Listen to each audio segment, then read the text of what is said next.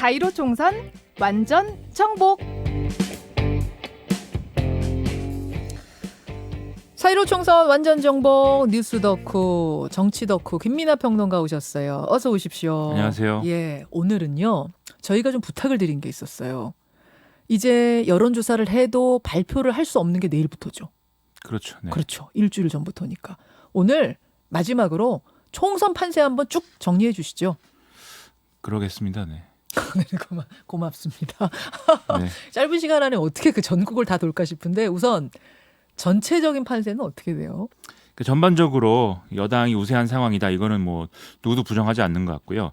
하지만 양당 지지자 모두가 이제 결집하고 있는 상황인데 여기서 또 이제 보수 야당의 응집력은 충분히 발휘를 못하고 있기 때문에 이런 평가가 나오는 겁니다.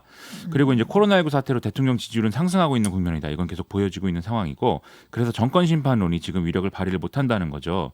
그래서 지금 각자가 지금 어떤 목표치를 얘기하고 있는 걸 보면은 예. 지역구 255곳 중에 더불어민주당이 130개에서 한 140개까지도 가능하다 이렇게 얘기를 하고 있고 130에서 140개까지 목표. 그렇죠.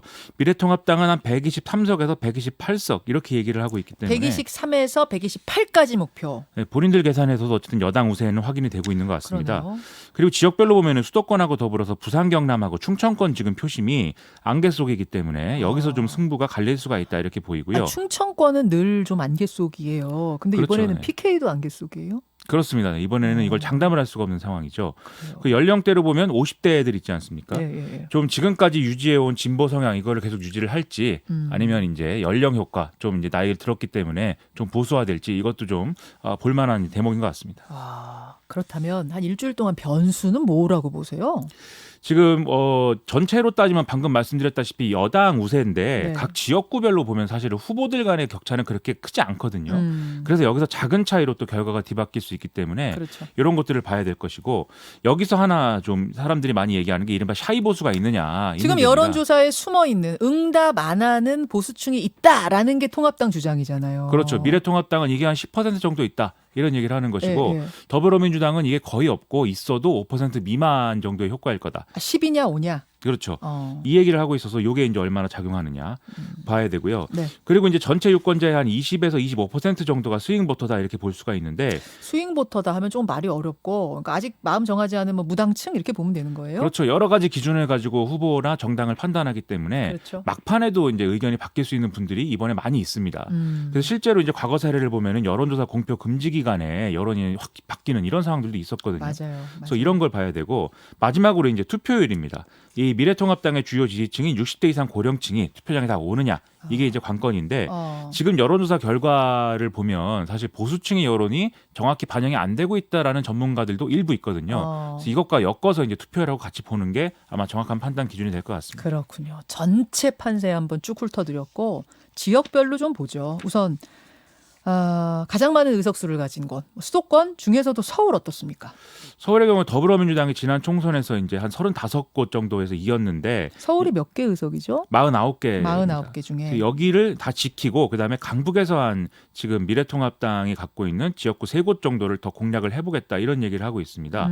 미래통합당은 강남권의 3개 선거구를 포함해서 한 16개, 17개 뭐 이 정도에서 우세를 지금 보이고 있다라고 얘기를 하고 있는데요.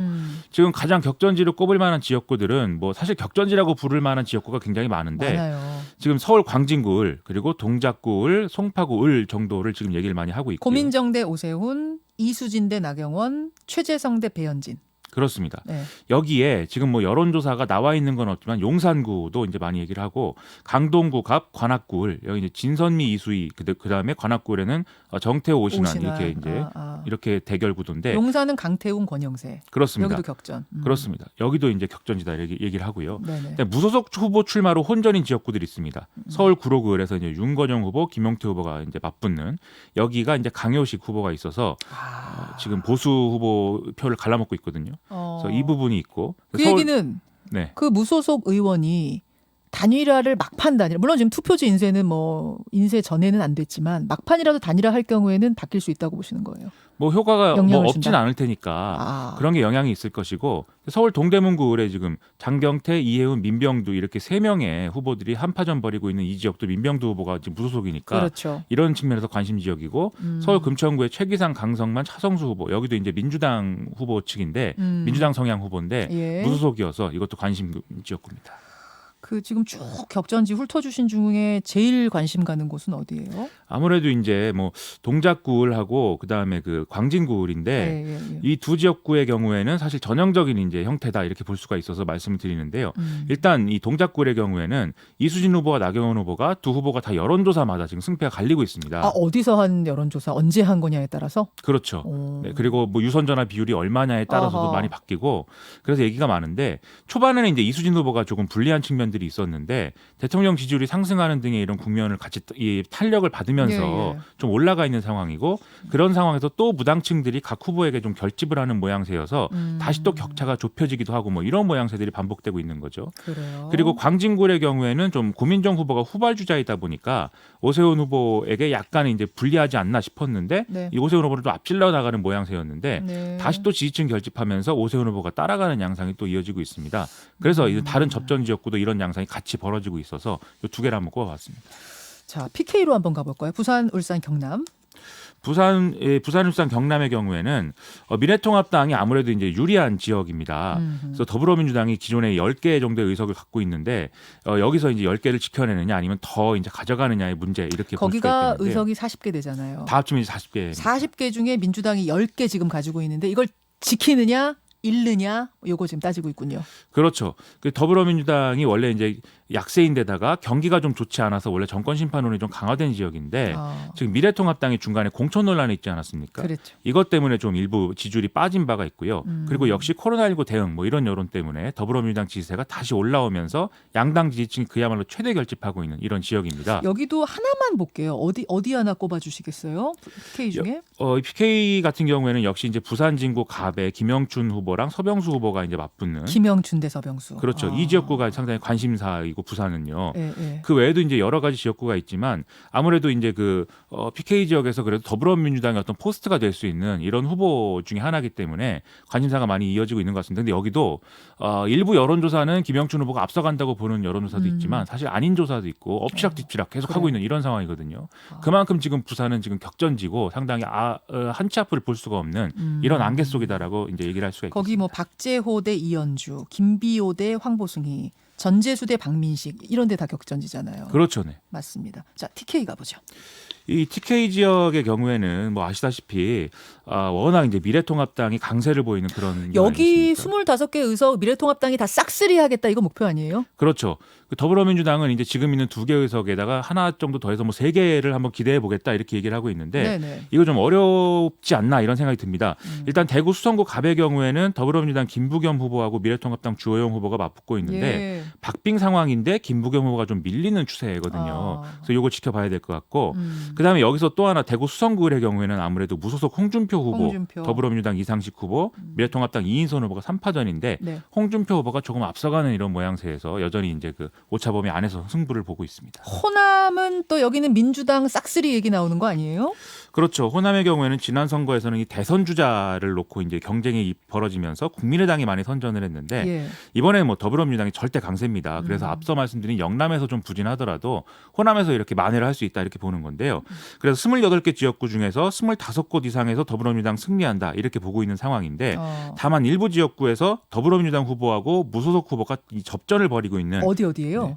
여기가 전남 순천 광양 곡성 구례 갑 그래서 소병철 후보랑 노광규 후보가 붙는 데고요. 아, 거기. 전북 남원 임실 순창 그래서 이강래 후보랑 이용호 후보가 붙는 지역구 있습니다. 예. 그다음에 군산 신영대 후보랑 김관영 후보가 붙는 이 지역구인데 특히 군산은 김관영 후보가 지금 인물 경쟁력으로는 평가를 받고 있는데 더불어민주당 복당이 가능하겠느냐 이게 이제 지금 결정적으로 쟁점이 되고 있는 상황입니다.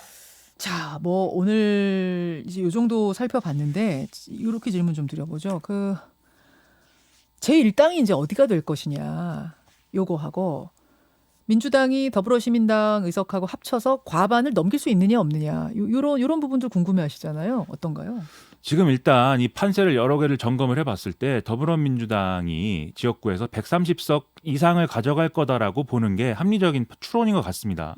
그리고 여기다가 이제 비례정당들의 득표를 다 합쳤을 때 더불어시민당과 열린민주당을 다 합쳤을 때는 그러면 이제 과반을 넘길 수밖에 없는 이런 계산이 나오거든요. 근데 열린민주당까지 합쳐서 계산하는 게 맞긴 맞아요. 지금은 서로 굉장히 갈등이 커 보이던데. 지금은 그런데 일단 이후에 이제 원내를 운영하는 데 있어서는 아무래도 법여권으로 하나로 묶일 수밖에 없고 더군다나 열린민주당은 지금 뭐 당원 투표를 거쳐서 뭐 당대당 통합까지 얘기를 하고 있는 상황이기 때문에 장기적으로는 이제 또 법여권으로 묶는 게 맞을 것 같습니다. 그래서 과반 이상을 얘기하고 일부 전문가들은 뭐 다 합쳐서 160석도 가능하다라는 얘기를 하고 있어서 열린민주당까지 다 합치면? 그렇죠. 그러면 이제 대승을 거둔다 뭐 이렇게 볼 수가 있겠는데요.